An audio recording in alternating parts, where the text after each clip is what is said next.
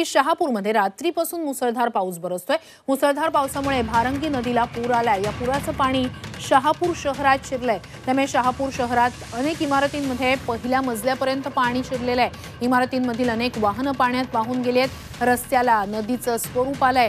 पहिल्याच जोरदार पावसात संपूर्ण शहापूर तालुक्यात पूरस्थिती निर्माण झालेली आहे। या मुसळधार पावसात आजूबाजूच्या खेड्यातील काही साकवही पुराच्या पाण्यात वाहून गेलेत। त्यामुळे अनेक आदिवासी वाड्यांचे संपर्क तुटले। शहापूरमध्ये मुसळधार पावसामुळे भारंगी नदीला पूर आलेला आहे, ज्याचा फटका शहापूरला बसलेला आहे। अगदी पहिल्या मजल्यापर्यंत पाणी अनेक इमारतींमध्ये गेलेला आहे। म्हणजे इतका पाऊस त्या ठिकाणी जोरदार झालेला आहे। शहापुरात अनेक गाड्या सुद्धा या पुराच्या पाण्यात वाहून गेलेल्या आहेत।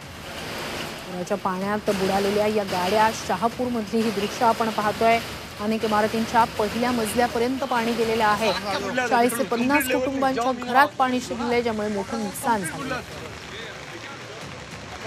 बाहेर लावून गेटच्या साईडला बांधून ठेवली नाही, रिपेअर करायची.